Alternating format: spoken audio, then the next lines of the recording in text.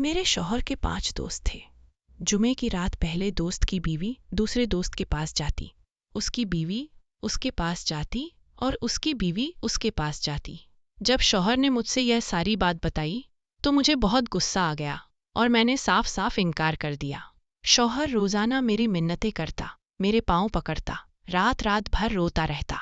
फिर एक दिन मैं तंग आकर हाँ कर दी। फिर शौहर के दोस्त के घर गई तो उधर मेरे होश उड़ गए। जैसे ही मैं कमरे में दाखिल हुई, मुझे पहले से ही पता था कि इस कमरे में जो होने वाला है वह बहुत बड़ा गुनाह है, बहुत बड़ी जलालत है, मजबूरी है। लेकिन मुझे यह नहीं पता था कि यह मजबूरी एक बुरे ख्वाब में बदल जाएगी, क्योंकि जब मैं कमरे में दाखिल हुई तो मैंने देखा कि यहाँ वो शख्स नहीं था जिसके पास मुझे भेजा गया था, बल्कि यहाँ पर एक लंबे कद का हबशी खड़ा था। मैं हमेशा से ही मॉडर्न लड़के से शादी करने का शौक रखती थी। मेरा नाम नीलम है। मैं बहुत ही ज्यादा खूबसूरत जवान लड़की थी। सबसे बड़ी बात यह थी कि बिना कोई डाइटिंग के, बिना कोई व्यायाम के ही मेरा वजूद बिल्कुल मॉडल जैसा था और वही मुझे सबसे ज्यादा खूबसूरत बनाता था। जो भी मुझे देखता कहता था कि आप एक्ट्रेस लगती हैं, आपको तो मॉडल होना चाहिए था। मैं बड़ी खुश होती थी। मेरी शादी एक अमीर बंदे से हो गई जिसका नाम उस्मान था। बड़ी बड़ी पार्टीज में जाना, बिजनेस की बातें करना और पैसों की कोई फिक्र नहीं होती थी। मुझे यह जिंदगी बड़ी पसंद थी। अभी हमारी शादी को ज्यादा वक्त नहीं हुआ था। उसने कहा कि एक बिजनेस पार्टी में चलते हैं, मेरे दोस्त हैं, मैं उन सब से मिलवाऊंगा, वहां उनकी बीवियां भी आई होंगी, तुम अच्छे से तैयार हो जाना। मैं भी यह सुनकर खुश हुई और अच्छे से तैयार हो गई। वाकई उन सब दोस्तों से मिली। वो सभी बहुत अच्छे लग रहे थे, लेकिन मुझे कुछ ज्यादा ही गौर से देख रहे थे। उनकी नजरें मेरे लिबास पर, मेरे चेहरे पर रुक जाती थीं, जैसे किसी चीज को तोल रहे हों। मेरे शौहर ने कान में आहिस्ता से कहा कि जल रहे हैं तुमसे, कि इनकी बीवियां देखो और तुम्हें देखो। बीवियां इनकी भी बुरी नहीं थीं। सब मेकअप किए हुए, खुश लिबास में थीं, लेकिन उनमें वो कुदरती बात नहीं थी जो मुझ में थी। थोड़ी देर उनके साथ बैठी तो वो बातें करने लगी कि अपने आप को फिट रखने के लिए हम लोग इतने जतन करते हैं, हमें तो हमारे शौहर हमारी मर्जी का खाना भी नहीं खाने देते। एक ने हंसकर कहा कि हमें हर हफ्ते जिम जाना पड़ता है और न्यूट्रिशन वाली डाइट फॉलो करनी पड़ती है। दूसरी बोली कि अगर हमने तली हुई चीज खा ली तो अगले दिन शौहर की डांट सुननी पड़ती है। मैंने हंसते हुए कहा कि ऐसा क्यों? फिर अमीर होने का क्या फायदा जब बंदा अपनी मर्जी का खाना ही ना खा सके।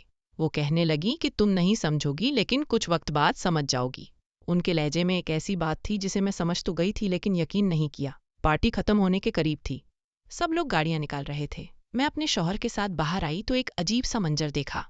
मेरे शौहर ने जिस तरह तारुफ करवाया था, उस हिसाब से उस औरत को दूसरे आदमी के साथ जाना चाहिए था और उस औरत को उस आदमी के साथ जाना चाहिए था, लेकिन वह गलत आदमियों के साथ गाड़ी में बैठकर बड़े इत्मीनान से जा रही थी। वो हंस रही थी, एक दूसरे के शानों पर हाथ रख रही थी, जैसे उनके दरमियान कोई झिझक या हद बाकी ही ना हो। मैंने हैरत से अपने शौहर को देखा तो वो फोन पर मशरूफ था, जैसे उसे कोई फर्क ना पड़ता हो। मुझे अजीब सा लगा। मेरे दिल में सवाल उठा कि अगर मैं किसी दोस्त के शौहर के साथ यूं गाड़ी में बैठ जाऊं तो मेरा शौहर कभी बर्दाश्त करेगा? वो तो मुझे अकेले बाहर जाने नहीं देता। रात को किसी मर्द के साथ गाड़ी में बैठने देना तो दूर की बात है। मैंने उससे कुछ न कहा। मुझे लगा कि शायद गाड़ी खराब हो गई होगी या किसी ने दरमियान में उतरना होगा। लेकिन जब अगली 2-3 पार्टीज में मैंने यही मंजर देखा तो मेरे शक यकीन में बदलने लगे। हर बार जिसकी बीवी थी वो आती अपने शौहर के साथ थी, लेकिन जाती दूसरे के शौहर के साथ थी। कुछ की नजरें मिलती थीं, कुछ के हाथ एक दूसरे के हाथों पर रुके रहते थे और सबके चेहरों पर एक अजीब सी चमक होती थी, जैसे वो सब किसी खुफिया खेल का हिस्सा हों। अब मुझे यह मामला गड़बड़ लगने लगा। मेरी नींदें उड़ने लगी। दिल में वसल से आने लगे कि कहीं मेरा शौहर भी तो इन सब की तरह नहीं। मैंने सोचा कि अगली पार्टी में सब कुछ अपनी आंखों से देखूंगी ताकि मुझे असल हकीकत का पता चल सके। मैंने अपने शौहर से ये बात पूछी तो उसने बात गोल कर दी। उसने कहा कि नहीं, ऐसा नहीं है, वो गाड़ी खराब थी और एक दूसरे के घर के साथ ही रहती हैं, इसलिए ऐसा हो रहा था। मैंने कहा कि लेकिन दोनों गाड़ियां तो जा रही थीं, तो फिर जिसकी बीवी थी वो उसके साथ यूं ही बैठी। मेरे शौहर ने कहा कि ये छोड़ो, ऐसे ही होगा, कोई मसला हमें क्या, या देखो मैं जब कुछ दिखाता हूँ। उसने मुझे एक तस्वीर दिखाई। मैंने देखा तो तस्वीर में एक सियाह फेम आदमी खड़ा था। उसका कद गैर मामूली तौर पर लंबा था, चेहरे पर गहरी दाढ़ी थी और आंखों में एक अजीब सी चमक थी, जैसे किसी ने आग भरी हो। मैंने कहा, यह कौन है? मेरे शौहर ने हंसते हुए कहा कि यह जी नहीं है, यह हबशी है। इसका कद 7 फीट है और यह हमारे मुल्क में इन्वेस्टमेंट कर रहा है। मैंने हैरत से कहा कि इतना लंबा आदमी और इतना दौलतमंद। तो मेरे शौहर ने कहा कि हाँ, पता है किसकी कंपनी में। मैंने फौरन पूछा कि किसकी कंपनी में। तो कहने लगा कि हमारी कंपनी में। यह सुनकर हैरान रह गई। मैंने कहा कि अच्छा, फिर तो यह बहुत बड़ी पार्टी है। तो शौहर ने कहा कि हाँ, लेकिन अभी हमारी कंपनी के साथ इन्वेस्टमेंट करने के लिए ऑफिशियली नहीं माना, इसको खुश करना पड़ेगा। मैंने मुस्कुराते हुए कहा कि इनकी तो खुराक में ही होती है, अच्छा सा खाना बनाए तो खुश हो जाएगा। शौहर हंसने लगा और उसने कहा कि काश इतना आसान होता। इतना आसान नहीं है, लेकिन सोच रहे हैं कि इसे किसी तरह खुश करें। इसके लहजे में कुछ ऐसा था जो मुझे समझ ना आया, जैसे वह बात छुपा रहा हो, जैसे वह कोई ऐसी बात ना कह देना चाहता हो जो मुझे परेशान करे। खैर, हफ्ते बाद एक बहुत बड़ी पार्टी है, उसके लिए तैयार होना है। तो तुम चलो, मैं तुम्हें शॉपिंग पे ले जाता हूँ। मैंने कहा, शॉपिंग की क्या जरूरत है? इतने सारे कपड़े पड़े हैं, चीजें पड़ी हैं, आप हमेशा ही अच्छे कपड़े लेके देते हैं। उसने कहा कि पार्टी बहुत बड़ी है और उन्होंने कोई एक थीम भी रखी हुई है, इसलिए इस हिसाब से अच्छे कपड़े लेने होंगे। क्यों, तुम्हें शॉपिंग करना अच्छा नहीं लगता? मैंने हंसते हुए कहा कि किसको शॉपिंग करना अच्छा नहीं लगता। हम दोनों बाजार चले गए। बहुत बड़ा मॉल था, जगह जगह चमकती हुई दुकानें थीं, खुशबुएं फैली हुई थी। मैं शीशों में अपना अक्स देखते रही। उस्मान बार बार कहता कि यह देखो नीलम, यह गाउन तुम पर बहुत अच्छा लगेगा। मैं हर एक को उठा के देखती और कहती कि यह ज्यादा खुला है, यह ज्यादा बारीक है, यह मुनासिब नहीं लगेगा। लेकिन मेरे शौहर ने जो मेरे लिए गाउन सिलेक्ट किया वो कुछ ज्यादा काबिले एतराज था। कपड़ा बारीक था, रंग बहुत चमकीला था और बाजू के साथ पेट का हिस्सा तकरीबन खुला था। मैंने कहा कि आपका अजीब नहीं लग रहा। तो कहने लगा कि यार, गाउन पार्टी है ना, गाउन तो ऐसे ही होते हैं। अब गाउन के ऊपर दुपट्टे तो नहीं लगे होते, और जब मैं तुम्हारा शौहर हूं और तुम्हें कह रहा हूं कि तुम यह पहन लो तो फिर क्या मसला है? मैंने उसके चेहरे को देखा, वो बिल्कुल संजीदा था, जैसे इस बात पर कोई बहस बर्दाश्त न करेगा। मैंने आहिस्ता से कहा कि ठीक है, और वो सामान लेकर एक तरफ रख दिया। अभी पार्टी में 7 दिन थे। शौहर ने कहा था कि 1-2 दफा पार्लर भी चली जाना और अपने सारे काम करवा लेना, जिससे तुम ज्यादा खूबसूरत लगो। मैं समझ गई थी कि यह पार्टी बहुत ही ज्यादा खास है, लेकिन दिल के किसी कोने में एक अजीब सा खौफ बैठ गया था, जैसे इस पार्टी में सिर्फ मेहमान नहीं बल्कि कोई और मकसद भी छुपा हुआ हो। मुझे मेरे शौहर के एक दोस्त की बीवी का मैसेज आया। कहने लगी कि अगर इस वक्त पास कोई नहीं है तो मैं कॉल करती हूँ। मैंने कहा कि हाँ, कोई नहीं है, मैं घर में अकेली हूँ। उसने फौरन कॉल की, लेकिन उसकी आवाज़ कुछ अजीब थी, जैसे वो बहुत घबराई हुई हो या जल्दी में हो। उसके लहजे में बेचैनी थी, जैसे किसी खौफ ने उसे अंदर से हिला दिया हो। कहने लगी कि यह जो 15 तारीख वाली पार्टी हो रही है, इसके बारे में बताया। तो मैंने कहा कि हाँ, उस्मान ने बताया है, शॉपिंग भी करवाई है, बड़े अजीब से कपड़े लेके दिए हैं। मैं तो आप लोगों से पूछने वाली थी कि आप लोग क्या पहन के आ रही हैं। वो एकदम से चुप हो गई, जैसे सोच रही हो कि क्या बोले। फिर आहिस्ता से बोली कि कुछ भी करो, लेकिन इस पार्टी में नहीं आना। मैं चौंक गई। मैंने कहा कि क्या मतलब, क्यों नहीं आऊं? वो कहने लगी कि नहीं, मैं तो जा रही हूँ, लेकिन तुम नहीं आना, बस तुम बताना कि तुम आ रही हो या नहीं। मैंने कहा कि कैसे ना आऊं? उस्मान ने तो बाकायदा तैयारी करवाई है, बार बार कह रहा है कि बड़ा जरूरी दिन है, और मुझे खुद भी तजसूस है कि यह सब क्या है। उसने जल्दी से कहा, मैं पूरी बात नहीं बता सकती, दीवारों के भी कान होते हैं, बस जो कह रही हूँ वो करना है, इस पार्टी में नहीं आना। उसके बाद फोन बंद कर दिया। मैं हैरान रह गई। मैंने कई बार उसको दोबारा मैसेज किए, कॉल की, मगर उसने कोई जवाब नहीं दिया। मुझे लगा कि ऐसे ही कह रही है, शायद कोई छोटी मोटी बात हो, या फिर शायद इसलिए कह रही हो कि मैं ज्यादा खूबसूरत हूँ, क्योंकि कुछ औरतें हसद की वजह से ऐसी बातें कर देती हैं। मेरे दिल में ख्याल आया कि हो सकता है वह नहीं चाहती कि मैं पार्टी में जाऊं ताकि सारी तवज्जो उस पर रहे। मैंने जब यह बात उस्मान को बताई तो उसने हंसते हुए कहा, जल्दी है तुमसे, उसकी बातें नहीं सुना करो। पार्टी में जाने से क्या होगा, तुम्हें तो मजा आएगा, बड़ी बड़ी शख्सियत आएंगी, खाना भी जबरदस्त होगा और सब तुम्हें देख के हैरान रह जाएंगे। मैंने सोचा कि शायद मैं ही ज्यादा सोच रही हूँ, लेकिन पार्टी में जाने से एक दिन पहले का दिन मेरी जिंदगी का सबसे बुरा दिन बन गया। उस्मान का चेहरा उतरा हुआ था, वो कमरे में चक्कर लगा रहा था। मैंने पूछा कि क्या हुआ, तुम इतने परेशान क्यों हो? उसने हाथ के इशारे से कहा कि कुछ नहीं। फिर अचानक बैठ गया और बोला कि नीलम, एक बहुत बड़ी मुसीबत में फंस गया हूँ। मेरा एक दोस्त है, तुम जानती हो ना, वो जो पिछली पार्टी में था, उन 5 दोस्तों में से एक। मैंने कहा, हाँ जानती हूँ। वो कहने लगा कि उससे कर्जा ले बैठा हूँ, और अब वो कहता है कि कर्जा वापस करो, नहीं तो घर मुझे दो। मैंने हैरत से पूछा कि आपने कर्जा क्यों लिया था? तो वो बोला कि जरूरत थी यार, कारोबार में कुछ मसला हो गया था। अब वो कहता है कि मेरी बात मानो नहीं तो घर जाएगा। मैंने कहा, कैसी बात माने को कह रहा है? तो वो खामोश हो गया। मैंने बार बार पूछा कि तुम चुप क्यों हो? फिर आहिस्ता से बोला कि वो तुम पर मर मिटा है, कहता है कि नीलम, एक रात मेरे साथ गुजार ले तो मैं कर्जा माफ कर दूंगा।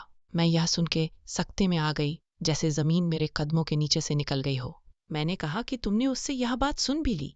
कैसे? तुम सोच भी कैसे सकते हो? उसने कहा कि गुस्सा मत करो, मेरी बात तो सुनो, यह सिर्फ एक रात की बात है, कुछ नहीं होगा, सब बीवियां करती हैं। मैंने हैरत से कहा, क्या मतलब, सब बीवियां करती हैं? उसने लंबा सांस लिया और कहा कि तुम पूछ रही थी ना कि उसकी बीवी उसके साथ और उसकी बीवी उसके साथ क्यों जाती है, तो सुनो, वो सब एक दूसरे की बीवियों के साथ रात गुजारते हैं। इसे कहते हैं कपल स्वैपिंग।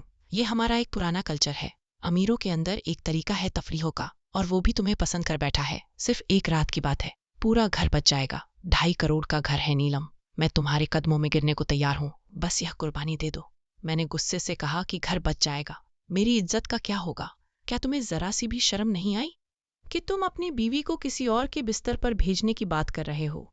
उसने कहा कि तुम बिला वजह जज्बाती हो रही हो, यह नॉर्मल बात है, सब अमीर घराने यही करते हैं। मैंने तड़प कर कहा कि फिर इसका मतलब यह है कि उनकी बीवियां तुम्हारे साथ भी रात गुजार चुकी हैं। उसने नजरें झुकाई, फिर आहिस्ता से कहा कि हाँ। मैं हैरान रह गई, मेरा जिस्म कांपने लगा, मेरी आंखों से आंसू निकल आए। मैंने कहा कि मैं कहाँ फंस गई हूँ, यह कैसी जिंदगी है जिसे मैं ख्वाब समझती थी, वो तो असल में दोजख निकली। उन लोगों के कपड़े साफ हैं लेकिन उनके दिल काले हैं, उनकी महफिलें रोशन हैं लेकिन उनके अंदर अंधेरा है। मैंने साफ इनकार कर दिया। मैंने कहा कि चाहे घर चला जाए, मैं अपनी इज्जत नहीं बेचूंगी। वो बार बार समझाता रहा मगर मैं पत्थर की दीवार बन गई। मैंने दिल ही दिल में फैसला कर लिया कि मैं किसी भी कीमत पर इस पार्टी में नहीं जाऊंगी। जैसे जैसे पार्टी का दिन करीब आ रहा था, मेरा शौहर परेशान होता जा रहा था। वो देर रात तक जागता रहता था, बार बार फोन करता, किसी से बात करता, और जब मैं पूछती कि किससे बात कर रहे हो तो कहता कि बिजनेस का मसला है। उसके चेहरे पर फिक्र की लकीरें गहरी होती जा रही थीं। वो खाना भी ठीक से नहीं खा रहा था, मगर मैं सोचती थी कि उसके खाना ना खाने की वजह से क्या मैं अपनी इज्जत कुर्बान कर दूं? आखिर उसने खाना तो खा ही लेना था, लेकिन अगर घर चला जाता तो फिर क्या होता? यह ख्याल मेरे दिल में हथौड़े की तरह बजता रहा, मगर मैं खुद को संभालने की कोशिश करती रही। मेरे शौहर ने एक दिन गुस्से में कहा कि अगर मेरे हाथ से घर निकल गया तुम्हारी इस एक जिद की वजह से, तो मैं ना तो तुम्हें कभी इज्जत दूंगा, ना ही पहले जैसी मोहब्बत करूंगा, बल्कि मैं तुम्हें तलाक दे दूंगा। मैं सकते में आ गई। मैंने उसकी आंखों में देखा, वहां ना मोहब्बत थी ना एहसास, सिर्फ खुदगर्जी थी। मैंने आहिस्ता से कहा कि आप ऐसा कैसे कह सकते हैं? मैंने तो आपसे कभी कुछ नहीं मांगा, मैंने सिर्फ अपना वकार मांगा है। लेकिन वो बोला कि जब मेरी बीवी मेरी मुश्किल में मेरा साथ ही नहीं दे सकती तो फिर मैं क्या करूं? मैंने कहा कि आपको पता है आप क्या कह रहे हैं? आप एक गुनाह की बात कर रहे हैं और मैं एक ऐसी बात नहीं मान सकती जिससे मेरा ईमान, मेरी रूह और मेरी खुददारी सब कुछ मिट्टी में मिल जाए। वो आहिस्ता से बोला कि मेरा दोस्त बहुत अच्छा आदमी है और बस आधे घंटे की बात है, तुम्हें कुछ नहीं होगा, सब कुछ ठीक हो जाएगा, घर भी बच जाएगा। मैंने रोते हुए कहा कि आपको शर्म नहीं आती, आप मुझसे कैसी बात कर रहे हैं? तो उसने कहा कि तुम मेरी बीवी हो, मेरी जिंदगी हो, तुम ही तो मेरा सब कुछ हो, अगर तुम ही साथ ना दोगी तो कौन देगा? मैंने कहा कि आपके लिए मैंने सब कुछ छोड़ा, अपने माँ बाप को छोड़ा, अपनी इज्जत को आपके नाम किया, और आज आप मुझसे कह रहे हैं कि किसी और के पास जाऊं। वो बोला कि नीलम बस एक बार मेरी बात मान लो, वरना मैं तुम्हें तलाक दे दूंगा और तुम्हें खाली हाथ घर से निकाल दूंगा। मैं खामोश हो गई, मेरे पास कोई रास्ता नहीं बचा था। मैंने सोचा कि अगर घर चला गया तो मैं कहाँ जाऊंगी? मेरा तो वैसे भी कोई नहीं था और मैं अपने शौहर से मोहब्बत करती थी। मैं यह सब सुनकर अंदर से टूट चुकी थी, मगर मेरे पास कोई और रास्ता नहीं था। उसने कहा कि ताने नहीं दूंगा क्योंकि अपनी मर्जी से भेज रहा हूं, तुम्हारे लिए सब आसान हो जाएगा। मैंने आंखें बंद कर ली और दिल ही दिल में रो पड़ी। पार्टी का दिन आया तो उस दिन जैसे सारा शहर जगमगा रहा था। उस्मान ने मुझे खूब तैयार करवाया। 25,000 का तो सिर्फ मेरा मेकअप करवाया गया था। इतनी बड़ी ब्यूटी पार्लर में मैंने कभी कदम नहीं रखा था। 4 लड़कियां मेरे इर्द गिर्द खड़ी थीं, बाल सुलझा रही थीं, लिपस्टिक लगा रही थीं, पाउडर लगा रही थीं और हर थोड़ी देर बाद कहती थीं कि आप तो बहुत हसीन हैं, आप तो बिल्कुल फिल्मी हीरोइन लग रही हैं। मैं मुस्कुरा तो रही थी मगर दिल के अंदर एक तूफान बरपा था। सूट मेरा पहले ही महंगा था, लेकिन मैं सोच रही थी कि यह कपड़े मैं खुशी से पहन रही हूँ, यह अपनी तबाही के रास्ते पर। जब मैं घर वापस आई तो आईने के सामने खड़ी हुई, खुद को देखा तो खुद से नफरत सी महसूस हुई। मैंने कहा कि आपके दोस्त ने तो मुझे पहले भी देखा हुआ है, फिर इतना तैयार होना जरूरी है? तो कहने लगा कि उसने खुद कहा है कि अच्छे से तैयार करवा के लाना। मैंने चौंक कर कहा, तो इसलिए आप शॉपिंग करवा रहे थे? इसलिए यह सब कुछ हो रहा था। तो उसने मेरी आंखों में देखते हुए कहा कि देखो, मुझे मुसीबत में नहीं डालो, मैं कुछ भी बोलूंगा तो मैं बुरा ही लगूंगा। तुम बस आज के दिन के लिए मेरी बात मान लो, बाकी सब मैं संभालूंगा। मैं चुप हो गई। दिल जैसे पत्थर बन गया। वो मेरे पास आकर बोला कि तुम बहुत प्यारी लग रही हो, तुम्हें देख के हर कोई हैरान रह जाएगा। फिर हम लोग पार्टी के लिए निकल गए। रास्ते में म्यूजिक बज रहा था, लेकिन मेरे कानों में कोई आवाज नहीं जा रही थी। मैं खिड़की से बाहर अंधेरी सड़कों को देखती रही। हर मोड़ पे मेरा दिल धड़कता था, जैसे मुझे किसी अंधेरे में धकेलने के लिए गाड़ी दौड़ रही हो। पार्टी वाकई बहुत खूबसूरत थी। बड़ी बड़ी गाड़ियां लगी हुई थीं। रंग बरंग रोशनियों से सारा हाल जगमगा रहा था। हर तरफ खुशबू फैली हुई थी। अमीर लोग मुस्कुरा रहे थे, गले मिल रहे थे, और मैं एक ऐसी दुनिया में दाखिल हो चुकी थी जहां सबके चेहरे रोशन थे मगर दिल मुर्दा थे। कुछ देर बाद उस्मान के दोस्त ने हमें आकर सलाम किया। उसने मुस्कुराकर मेरी तरफ देखा और बोला कि आप बहुत हसीन लग रही हैं। उस्मान ने कहा, मैंने कहा था ना तुम्हें नीलम मेरे लिए। उसने आहिस्ता से कहा, मेरा कमरा ऊपर है। मैंने चौंक कर उस्मान की तरफ देखा। उसने नजरें चुराई और बोला कि वो यहीं पर है, बस तुम अंदर चली जाओ। मैंने कहा कि आप किस किस्म के इंसान हैं। मैं रोने लगी तो वो बोला कि अरे रो क्यों रही हो, मेकअप खराब हो जाएगा। 25,000 का मेकअप है। मैंने उसकी तरफ देखा तो लगा जैसे मैं किसी अनजान इंसान के साथ खड़ी हूँ। वो मेरा शौहर नहीं, कोई और था। मैं समझ गई थी कि मेरे लिए एक तरफ कुआं और एक तरफ खाई है। उस आदमी ने मेरी बात नहीं मानी। उसको एहसास भी नहीं होना। उसको एहसास होता तो यह एक हफ्ते से मुझे किसी गैर आदमी के पास भेजने के लिए तैयारियां ना करवा रहा होता। मैंने सोचा कि बस जिस तरह यह सब शुरू होगा उसी तरह खत्म भी हो जाएगा। एक दफा शुरू हो जाएगा तो खत्म हो जाएगा। चली जाती हूँ और उसको अपनी जिंदगी का बुरा ख्वाब समझ के भूल जाती हूँ। मुझे कमरे में भेजकर मेरे शौहर ने शायद बाहर से लॉक भी लगा दिया था। मैंने दरवाजा बंद होने की आवाज सुनी तो एक लम्हे को चौंक गई। दिल जैसे किसी अंधे से धड़क उठा। मेरे इर्द गिर्द देखा, कमरा बहुत सजा हुआ था। पर्दे महंगे, कालीन नया, और फिजा एक अजीब सा बोझिल बंद थी, जैसे हवा भी रुक गई हो। मैं चंद कदम आगे बढ़ी तो सामने का मंजर देखकर मेरे पैरों तले से जमीन निकल गई। वहां मेरे शौहर का दोस्त नहीं, बल्कि वही हबशी खड़ा था जो पिछले दिनों पार्टी में मुझे नजरों से देखता था। उसके चेहरे पर एक ऐसी शैतानी मुस्कुराहट थी जिसने मेरी रूह तक हिला दी। उसकी आंखों में भूखी नजर थी, जैसे वो मेरे अंदर तक झांक रहा हो। मैं पीछे हटी दरवाजे की तरफ दौड़ी। दरवाजा जोर से खटखटाया। जोर जोर से चीखी कि मुझे बाहर जाना है, दरवाजा खोलो। लेकिन बाहर से कोई जवाब नहीं आया। मैंने दोबारा दरवाजे पर जोर मारा, लेकिन वो बंद था। मुझे एहसास हुआ कि मेरा शौहर खुद दरवाजे के बाहर खड़ा है और जानबूझकर लॉक लगा दिया है। मैंने रोते हुए कहा, दरवाजा खोलो, यह सब क्या है? लेकिन कोई जवाब नहीं आया। मैंने उस लम्हे अपने वजूद को टूटता हुआ महसूस किया। मुझे अपनी उस दोस्त की बीवी की बात याद आई जो पार्टी से पहले कह रही थी कि कुछ भी हो, इस पार्टी में नहीं जाना। उस वक्त मैंने उसकी बात को मजाक समझा था, लेकिन अब समझ आई कि वो मुझे खबरदार कर रही थी। वो सब कुछ जानती थी कि मेरा शौहर और उसके दोस्त क्या खेल खेलने जा रहे हैं। मैंने दीवार के साथ टेक लगा ली। मेरा जिस्म कांप रहा था। दिल धड़कने लगा, जैसे अभी बंद हो जाएगा। हबशी आहिस्ता आहिस्ता मेरी तरफ बढ़ने लगा। उसके कदमों की आवाज मेरे कानों में गूंजने लगी।